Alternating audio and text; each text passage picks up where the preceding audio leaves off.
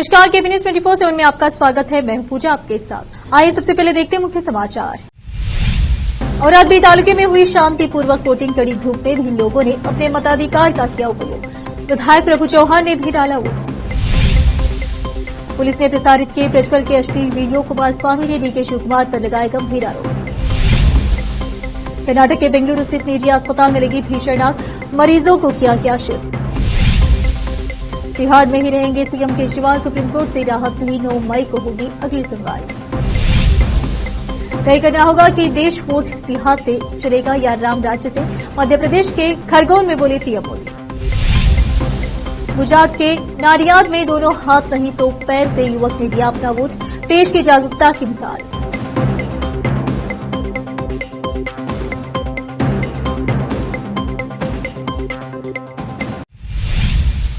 अब समाचार विस्तार से। बीदर जिला के औरादबी तालुके में पूर्व मंत्री और विधायक श्री प्रभु बी चौहान ने अपने परिवार के साथ औरादबी तालुके में बोंती टांडा गांसोबाई गवर्नमेंट प्राइमरी स्कूल में धर्मपत्नी सकुबाई और बेटे प्रतीक चौहान स्थापित मतदान केंद्र 31 पर गए और मतदान किया। बीदर जिले के औरादबी तालुके में औराद विधानसभा क्षेत्र के अंदर एकलार ग्राम पंचायत के अंदर आने वाला गांव कोल्लूर गांव में बहुत सूक्ष्मित मतदान किया गया है। 41-42 डिग्री तापमान रहने के बावजूद भी वोटर अपने अपने घरों से निकलकर मतदान किया। इस अवसर पर महिलाएं और पुरुषों ने और 18 साल के युवाओं ने घर से निकलकर वोट डालने के लिए बूथ पर पहुंचे। सुबह सुबह देखने में आया कि 80 साल के बड़ों और बुजुर्गों ने बहुत गर्मी रहने के बावजूद सुबह जाकर वोट डाला। 18 साल के युवाओं में जोश। वोट डालने को लेकर काफी उत्साह और जोश दिखा। उन्होंने वोट डालने के बाद खुशी जाहिर की। एक युवा मोहम्मद आसिफ ने पहली बार वोट डालने के बाद केबी न्यूज से बात की और अपने वोट डालने के अनुभव को साझा किया।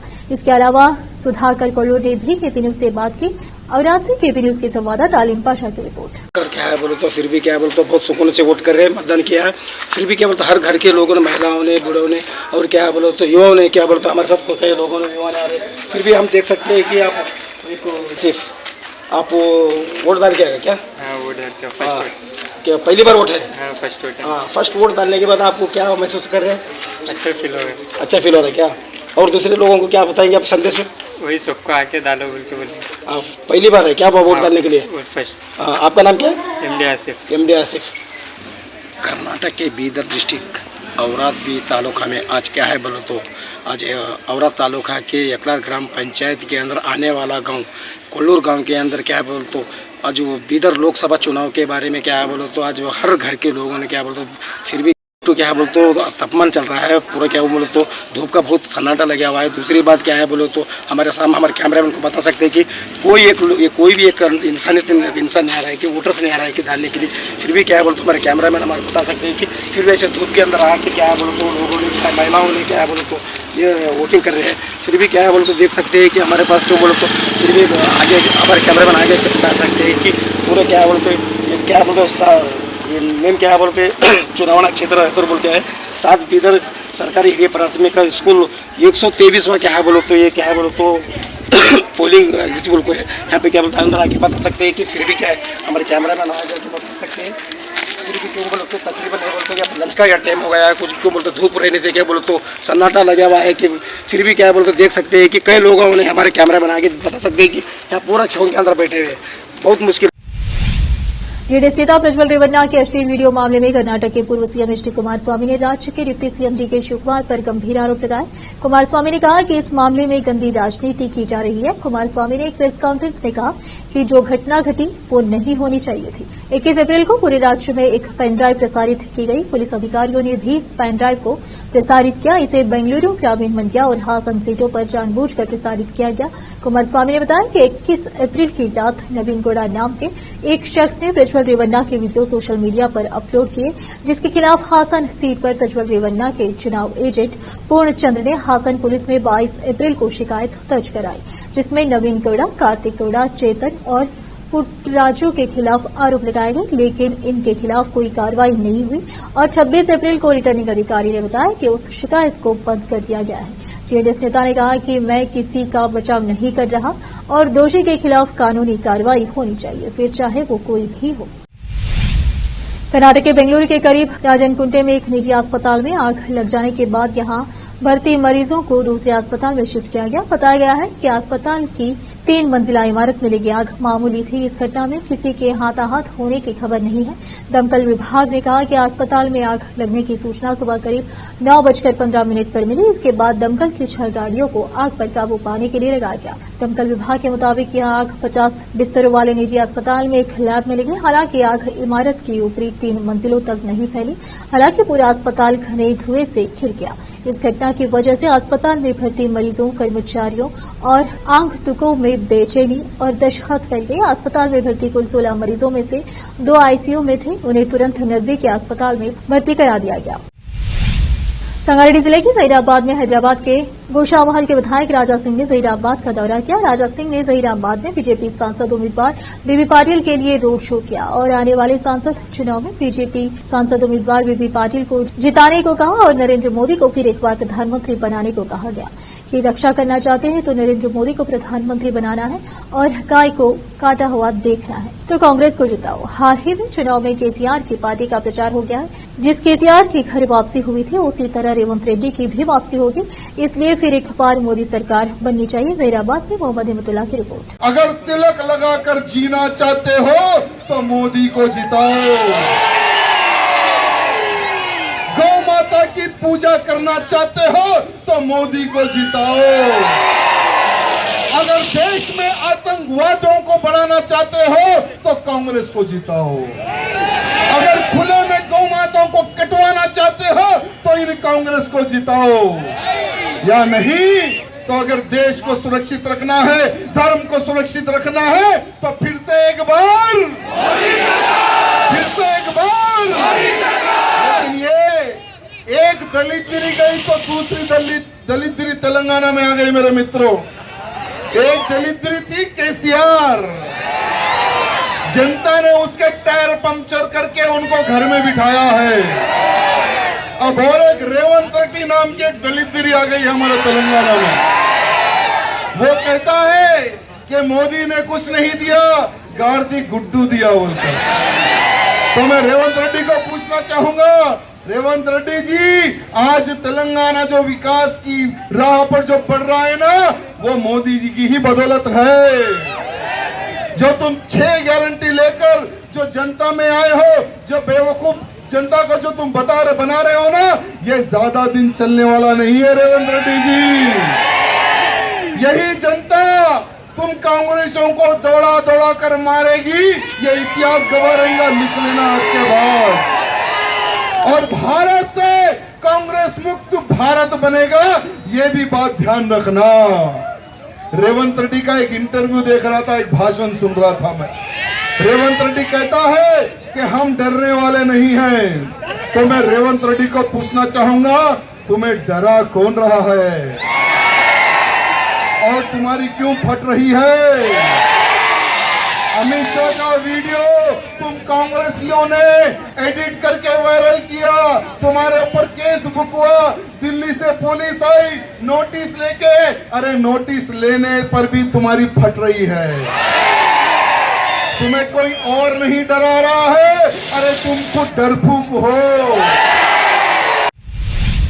दिल्ली शराब नीति से जुड़े मामले में गिरफ्तार मुख्यमंत्री अरविंद केजरीवाल को मंगलवार यानी 7 मई 2024 को भी सुप्रीम कोर्ट से राहत नहीं मिली है। अब इस मामले में अगली सुनवाई 9 मई को होगी।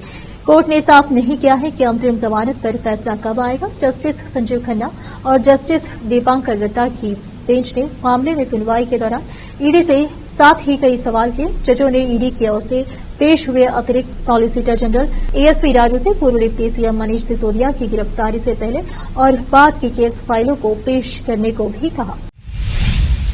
अब फिलहाल लेते एक छोटा सा ब्रेक।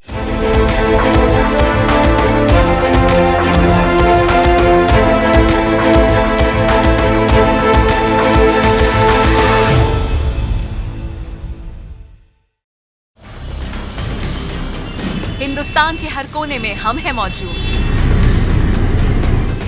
24 घंटे हालात पर गहरी नजर,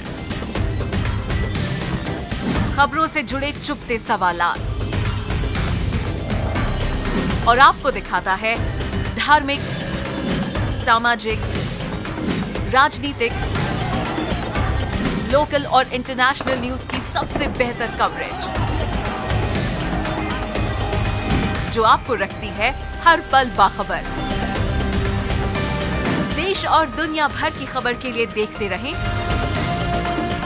केपी न्यूज 24/7। ब्रेक के बाद आपका स्वागत है। आइए देखते हैं समाचार।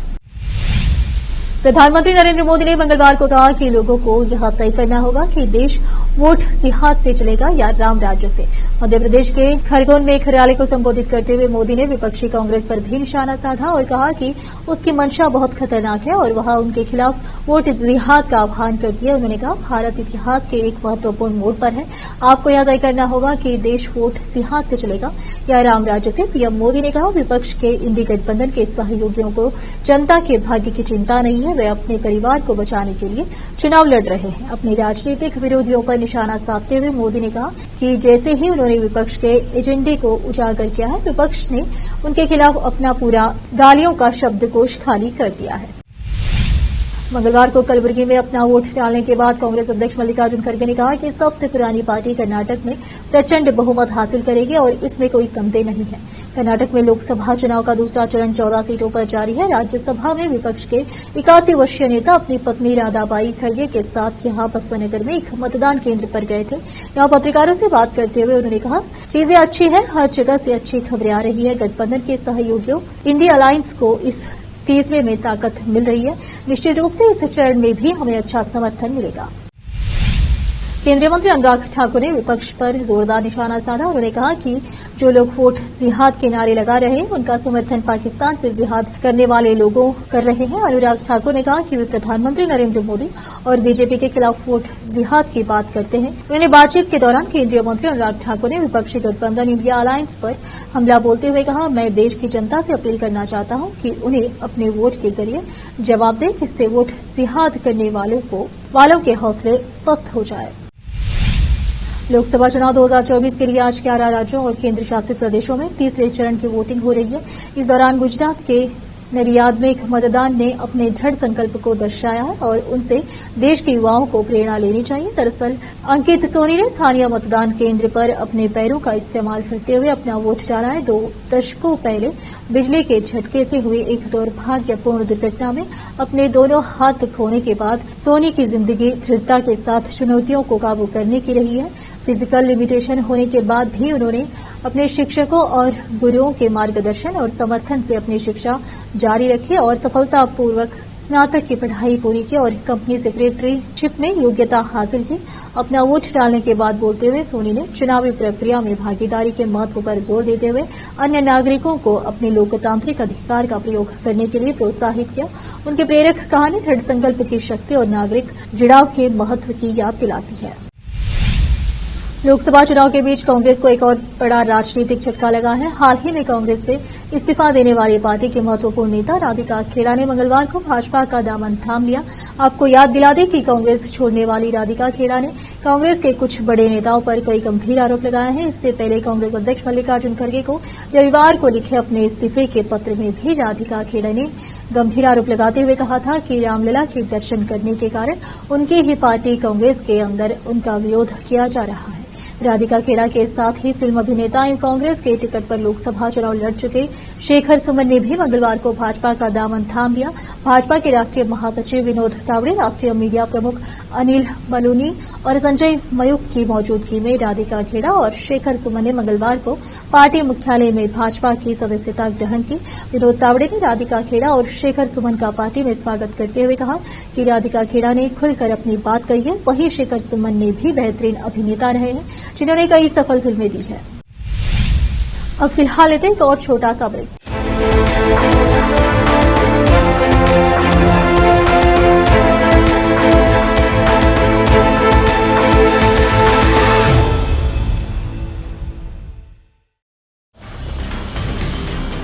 हिंदुस्तान के हर कोने में हम हैं मौजूद। 24 घंटे हालात पर गहरी नजर,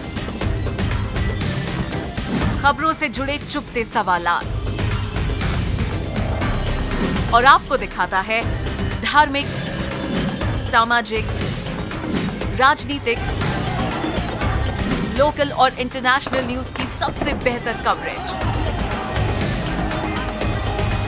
जो आपको रखती है हर पल बाखबर।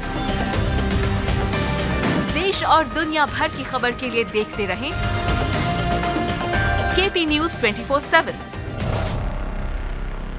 ब्रेक के बाद आपका स्वागत है। आइए देखते समाचार। केरल के उत्तरी जिले कोझिकोड में वेस्ट नाइल बुखार के 5 मामलों की पुष्टि हुई है। जिला निगरानी टीम के एक अधिकारी ने कहा कि बच्चों समेत सभी संक्रमित व्यक्ति अब ठीक हैं और अपने घर चले गए हैं। अधिकारी ने बताया कि जिन इलाकों में वे रहते हैं वहां से कोई नया मामला सामने नहीं आया है। उन्होंने यह भी कहा कि फिलहाल एक व्यक्ति के मच्छर जनित संक्रमण से पीड़ित होने का संदेह है और उसका इलाज किया जा रहा है। पीएम मोदी ने लोकसभा चुनाव के तीसरे चरण के लिए आज वोट दिया। ऐसे में लोग प्रधानमंत्री से मिलने काफी दूर दूर से आए थे। एक वीडियो सोशल मीडिया पर वायरल हो रहा है जहां पीएम छोटे बच्चों के साथ खेलते हुए नजर आ रहे हैं। ये वीडियो प्रधानमंत्री के वोट डालने के बाद का है। आखिर में फिर एक बार नजर डालते हैं मुख्य समाचारों पर। औराद बी तालुके में हुई शांतिपूर्वक वोटिंग। कड़ी धूप में भी लोगों ने अपने मताधिकार का किया उपयोग। विधायक प्रभु चौहान ने भी डाला वोट। पुलिस ने प्रसारित किए प्रज्वल के अश्लील वीडियो। कुमारस्वामी ने डीके शिवकुमार पर लगाए गंभीर आरोप। कर्नाटक के बेंगलुरु स्थित निजी अस्पताल में लगी भीषण आग। मरीजों को किया गया शिफ्ट। तिहाड़ में ही रहेंगे सीएम केजरीवाल। सुप्रीम कोर्ट से राहत मिली। 9 मई को होगी अगली सुनवाई। तय करना होगा कि देश वोट सिंहात से चलेगा या राम राज्य से। मध्य प्रदेश के खरगोन में बोले पीएम मोदी। गुजरात के नाडियाद में दोनों हाथ नहीं तो पैर से युवक ने दिया अपना वोट। पेश की जागरूकता की मिसाल।